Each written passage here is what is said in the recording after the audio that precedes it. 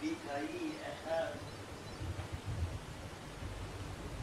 הסתכן, רואה לבנות, לבת, אז הוא אמר, הוא תלמיד חוכם בירושלים, רק שיבועז, שיבועז. אני הייתי לדבר שלי, מי דבר?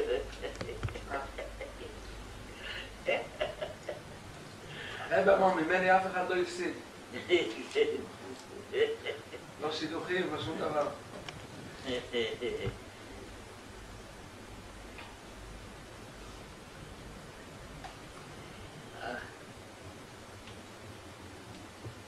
יש לכם מאוד? כן, יש להם מספיק, יש להם פה הכל. יש תמרים, יש תפוחים, יש שקדים ואגוזים, הכל יש. הכל יש סבא. יש מה לשבר? הם אוכלים את זה, אוכלים כאלה, פתוחים. אבל אגוזים? זה דרך אגב. היצרו לא נותן. הוא מכניס כזה שינה לבן אדם.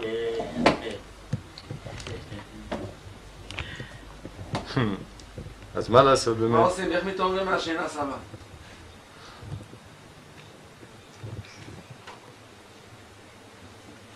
הבן אמר, סיפורי מעשיות מעורר מהשינה.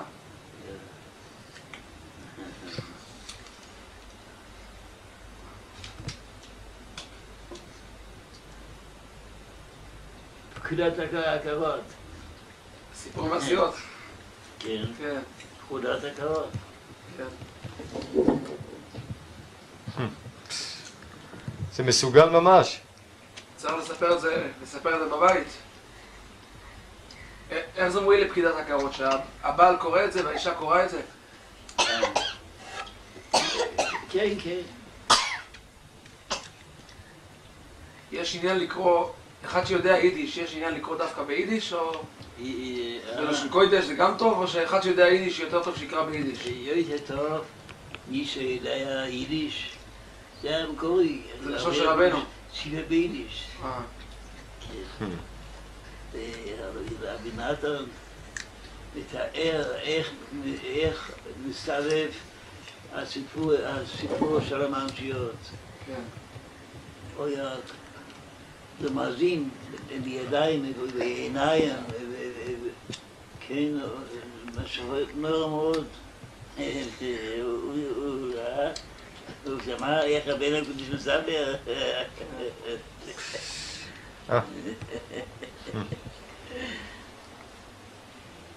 גם כן המעשיות הוא טוב על האדם רק שהוא, אף על פי שלא יודע כלום, רק שהוא קורא התיבות, הדיבורים. אפילו בלי להבין את הרמזים. כן, זה גם כן מסגולה גדולה להיות שמיים ובכל טוב. שמעתי שרבנו רצה שיקראו את זה בבית כנסת בברוד. יו. גרויס השם. בברוד.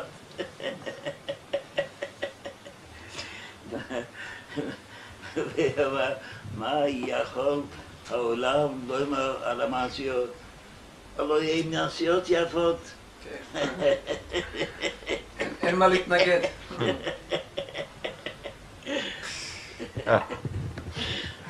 שמעתי שכבר מהמייסה של זין בטלרס כבר עשו הצגות. בכל העולם עשו הצגות מזה. עשו קמדיה. זה המעשיות. המעשיות מגלים את רבינו. מגלים את השם זבוך. המעשיות. מה שזה? מה שזה? אוי.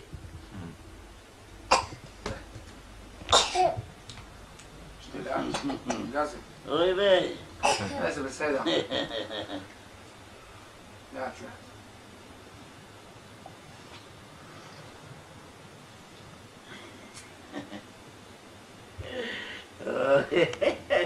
עכשיו אנחנו יושבים ומדברים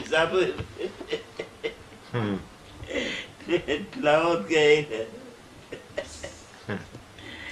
אני הייתי אכזרי כל כך על האבא והאמא. הם בכו דמעות.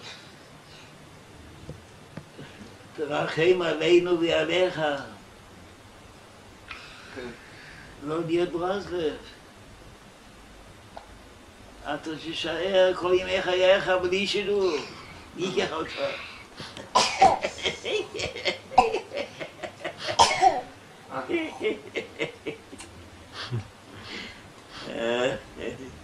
ונהפוך הוא. כתוב בהלכה שאם אבא, אם הבן רוצה ללמוד תורה במקום אחר ואבא לא רוצה, הוא לא צריך לשמוע לאבא. כן, כמה כתוב בשולחן ערוך.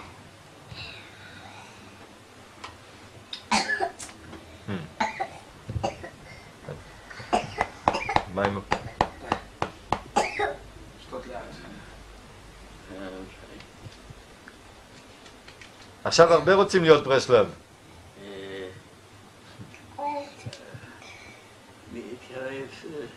פרנק, האבא של יהודה לייב. כן, נחום יצחוק. נחום יצחוק, כן. והאבא שלו לא רצה שיבוא את זה. והוא לא שמע לו, אוי לבלבולים. אבל תראה שעצמו, יש החזוניש, אני עשה אליו, אני עשה. אז הוא נסע לחזון איש? כן, נחום יצחוק. נחום יצחוק.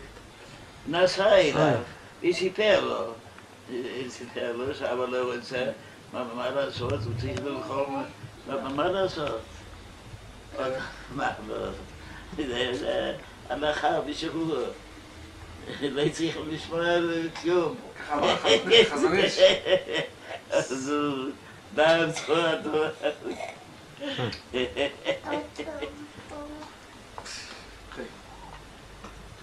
שמעתי סיפור מיהודה לייב פרנק, יהודה לייב, זה הנכד של הבן של נחום יצחוק. הנכד? יהודה לייב הבן? הבן של נחום יצחוק, כן. אז סיפר, אחד נהיה בעל תשובה, אחד בא ונהיה בעל תשובה, הוא נהיה ברסלבר. אחד נהיה ברסלבר. וראש הישיבה שאל אותו, ראש הישיבה שלו, שאל אותו, מה הביא אותך להתקרב לברסלב? מה פתאום התקרבת להיות בעל תשובה, להיות ברסלבר? הוא סיפר שלפני הרבה שנים, הוא היה נסעו קבוצה של ברסלברס לים המלח. קבוצה של ברסלברס נסעו לים המלח, אז רצו לשמירת העיניים וצניעות, אז נסעו בלילה. נסעו בלילה לים המלח, כן. אז אחד מהם נסחב ברוח, יהודה לייב פרנק נסחב ברוח, רחוק בתוך הים. אז הזמינו ספינה של משמר הגבול, משמר החופים, של חיילים בצבא. אז הם חיפשו אותו כל הזמן, פתאום שמעו יהודי צועק, הושיעני אלוקים כי בואו מים עד נופש. הוא לא צעק הצילו, לא שום דבר, הושיעני אלוקים. אז הבעל תשובה הזה אומר ש8 שנים אחרי זה ניקר לו בראש עד שהוא נהיה בעל תשובה, אחרי 8 שנים. כשהוא ראה שיהודי צועק להשם בתוך הים, הוא צועק להשם. הוא לא צועק הצילו לאנשים. שירת הים. כן.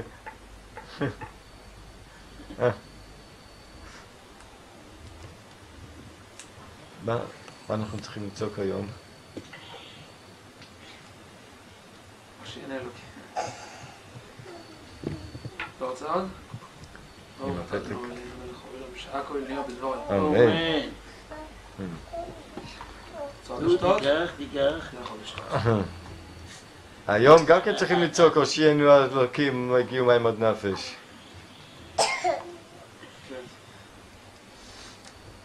אתה תיקח לך.